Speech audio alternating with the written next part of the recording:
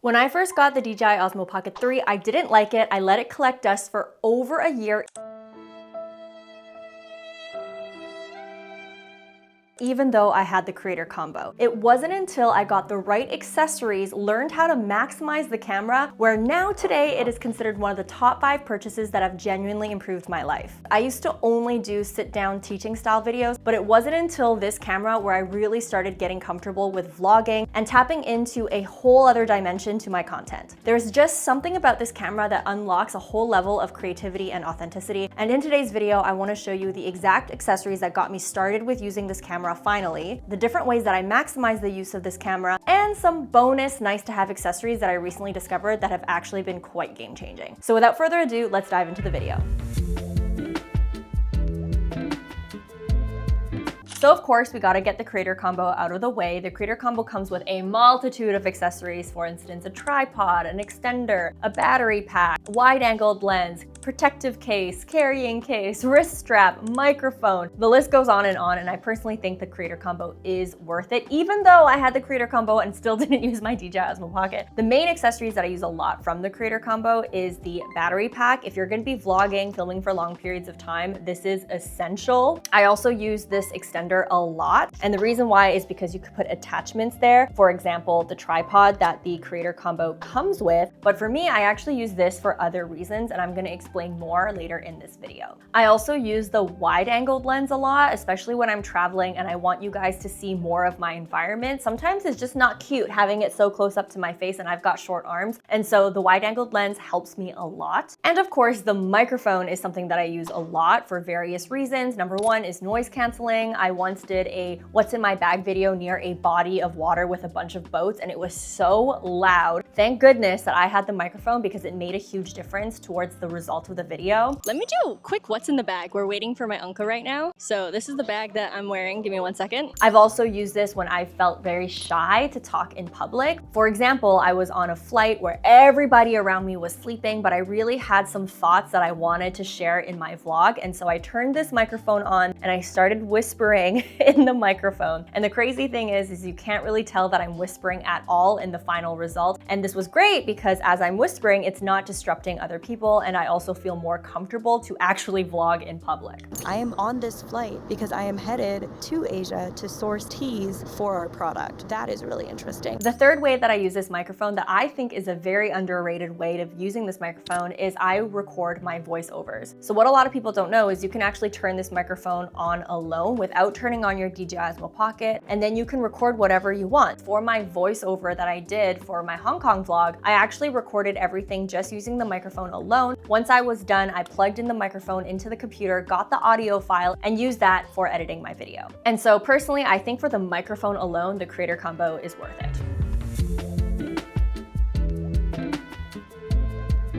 Now on to the fun part, which is the game-changing accessories that actually got me to use this camera. The first accessory that I want to introduce to you, and this one's by far my favorite, is the Ulanzi cage. This is basically a cage that you put around your DJI Osmo Pocket, and then it clicks like this and it'll stay on. And there are various reasons why I love this cage. The first one being the ability to add a wrist strap. This alone has been game-changing for vlogging, especially when I'm traveling out and about. A lot of times it's really annoying when you want to capture the moment, but your camera is at the bottom of your purse and you have to get it, and then the moment's gone, and it is just so much friction. But the moment that you add a wrist strap, you're able to walk around with your camera and still be hands-free. And so a wrist strap to me is essential. Now, being able to add the wrist strap is one of 3 reasons why I love this Ulanzi cage. The second one being that there is a slot right here where you can add different accessories. But I personally have found that this is the perfect fit to put the microphone. And so when I'm vlogging and I'm out and about, now I also have the microphone with me at all times. Now, the third reason why I like the Ulanzi cage is because in the back here, there is a screw thread, and you can add any attachment in the back here as well. Now, I do have the Instago 3, and with the Instago 3, it actually came with a sticky attachment where I can mount the Instago 3 on any surface. Now, unfortunately, this camera didn't work out for me. The version I have didn't film in 4K, and I honestly thought that this camera was very gimmicky, and so I just didn't really use it. But I do use the sticky mount. And so what you can do is with the Ulanzi cage and the sticky mount, you can simply screw it on, and now I'm able to attach my DJI Osmo Pocket onto any any surface. This was really helpful when I was traveling. I put this on glass walls, I put it on the train, I put it on various different areas. Now you do have to be careful though, because you want to make sure that the sticky part is really clean,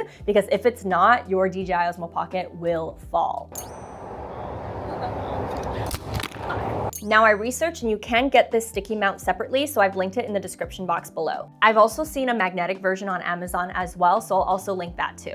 Now this is only 75% of my vlogging setup. The next step is I will take this extender and I will put it at the bottom here. And rather than using the tripod that the Creator Combo comes with, which to be honest is so clunky and is so long, like who wants to vlog with this? Who wants to hold this out in public? I've actually bought a $10 stand that I found on Amazon instead. I put it down at the base and now I'm able to put my DJI Osmo Pocket onto any flat surface. To me, this has been so much more discreet and it fits better on the palm of my hands. Now, on the topic of this little extender here, I want to show you another accessory that has been game-changing for vlogging, especially when I am traveling. Let me introduce to you the Small Rig Magic Arm. This is so helpful for solo vlogging or if you're someone that wants to get a very interesting angle or shot. So as you can see at the bottom of your DJI extender, there is a screw thread. All you have to do is just screw this on. Now with it screwed onto your DJI Osmo Pocket, you can actually clamp this onto any surface because as you can see here, it is totally adjustable. You can basically twist this into any shape, and I've used this for taking footage in the car. I've used this for putting it on my luggage when I'm traveling. I've put it on the tray when I am in the airplane. And the best part about it is once you fold it up, it is actually not that big of an accessory. It fits most of my purses. For example, my Chanel backpack, which is not a very big backpack. Now, these were the accessories that got me started with actually using my DJI Osmo Pocket and getting into vlogging. But one thing I want you to know is even if you have the best accessories, best camera, best shots, it's still not enough sometimes to keep your viewer entertained and watch your actual video. That's why I want to introduce today's sponsor, Epidemic Sound. Now, adding music to make my videos more engaging has been kind of tricky for me. A lot of people love it and a lot of people hate it. And I actually used to use music for my videos, but then I got a lot of complaints. It's probably because my music sounded like this. Consistency.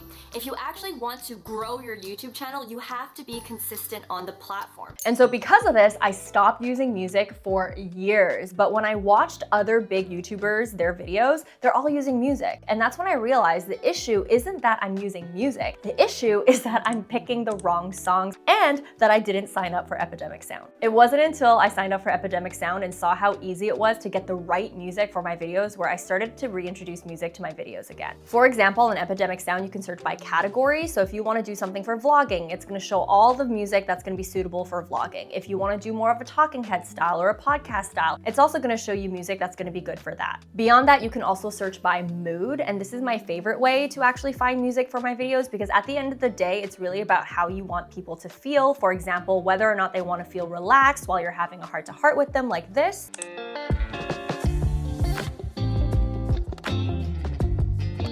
or whether you want them to feel excited as you start a new chapter like this.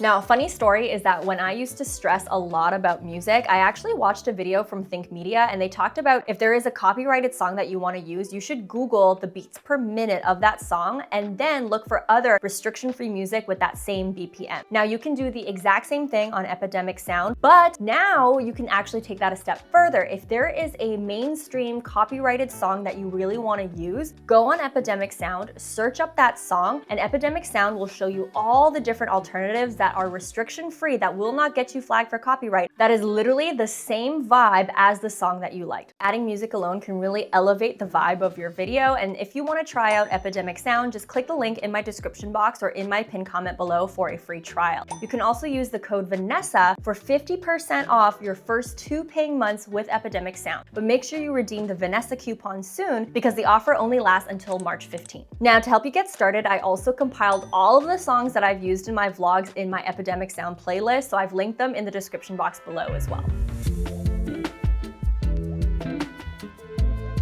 Now, so far in this video, I've shared the top accessories that got me started with really using the DJI Osmo Pocket, but I also want to talk about the ways that I maximize my DJI Osmo Pocket to the point where I pretty much use this camera almost every day. The first is I use my DJI Osmo Pocket as a webcam, and this has been game-changing for me. So all you have to do is plug your DJI Osmo Pocket into your computer, click on webcam, and now when you're in your Zoom meetings or when you're doing screen recording, you can actually choose your DJI Osmo Pocket as your webcam. And the best part is the face tracking feature on the DJI Osmo Pocket works. And so if you're having a meeting and you have the face tracking turned on, you don't have to worry about the person not being able to see you. I also discovered that if you have your DJI mic already wirelessly connected to your DJI Osmo Pocket, and then you turn on your Osmo Pocket as a webcam, it's going to also give you the ability to connect to the microphone. And so your meetings and your screen recordings could also be attached to your DJI mic as well. This is game changing, especially if you are someone that doesn't have a good microphone for meetings or you don't have a good microphone for screen recordings. Another way that I was severely underusing the Osmo Pocket 3 is I was not using the MIMO app. This is an app where you can easily see where you are in the camera, you can adjust your settings, you can turn on beauty mode, you can do a bunch of things with the MIMO app alone. But to take it a step further, my friend Xayli, which by the way, you guys should definitely follow on YouTube and on Instagram, she is the DJI Osmo Pocket queen. She taught me that I could actually use the app on an iPad. This was completely game changing to the point where I actually bought an iPad mini, because now when I'm vlogging and I want to have my Osmo farther away from me in the room, I can connect the app to my iPad and be able to frame myself. For example, in this vlog right here where I was on my treadmill, I was able to easily see myself and move my Osmo around so I can see if I'm in frame. I was also able to control the Osmo gimbal so you could see the rest of my gym. And I was also able to just stop recording so I can continue working out on my treadmill. Now, of course, you don't need to have an iPad to be successful with using the Osmo Pocket, but it is a nice to have, just having like an extra viewfinder. And again, you can also use your iPhone. Another way where I was severely underusing my Osmo Pocket was not realizing that I could actually attach my Osmo onto a regular tripod. So what I did was I took my iPhone tripod and I unscrewed the attachment for the iPhone, and then I screwed on my Osmo Pocket. I don't know if I'm just dumb. I had no idea that I could actually do that. And so that was really helpful because once I had the tripod and I had the tracking feature turned on, I was able to do shots like this. It's basically like having a cameraman with you when you're vlogging or making videos, even though you're making these videos on your own. And you can also use this for short form content by simply flipping the Osmo Pocket into portrait mode. It makes it so much easier to film a day in the life, and also it makes it a lot more interesting for your viewer as well. Another underrated setting that made me use my DJI Osmo more is realizing that there's actually a hyperlapse mode. So if you actually turn this on, you're going to be able to do time lapses, hyperlapses, whether it's vertical or horizontal. Now, there are two accessories that I didn't mention earlier in this video because these accessories are still quite new to me, but they have been very game-changing for me so far, and I want to give them an honorable mention because I personally feel like they're nice to have. The first one is the ND filter. So an ND filter is basically like a pair of sunglasses for your DJI Osmo Pocket. When I saw my friend Xayli use it, I was mind blown because I always thought that her camera quality was so much better than mine. And she told me that it was because she was using an ND filter. So she showed me in real life what it looked like, and I was mind blown when she told me that she was just using auto settings. She's not filming in D-Log-M, she's not using any complicated settings. All she's using is the ND filter. And so of course I had to cop one myself. Okay. And then apparently you can like adjust it so I can.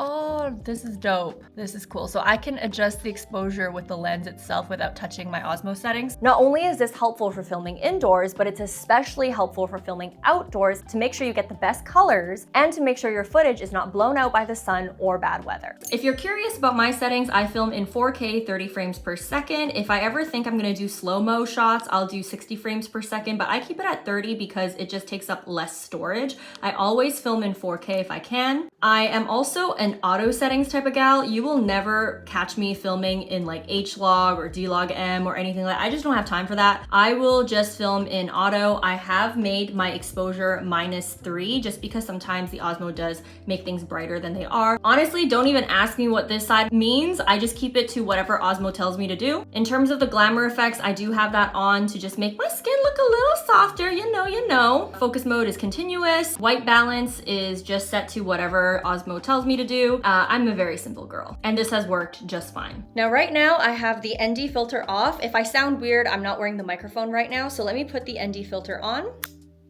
Not sure if you see a difference, but I can also swap the dial around and make things brighter if I want, or darker if I want. And sometimes when I go darker, I feel like it increases the quality almost. And so I just do everything on auto setting, and this ND filter has been great in just making live adjustments as I go.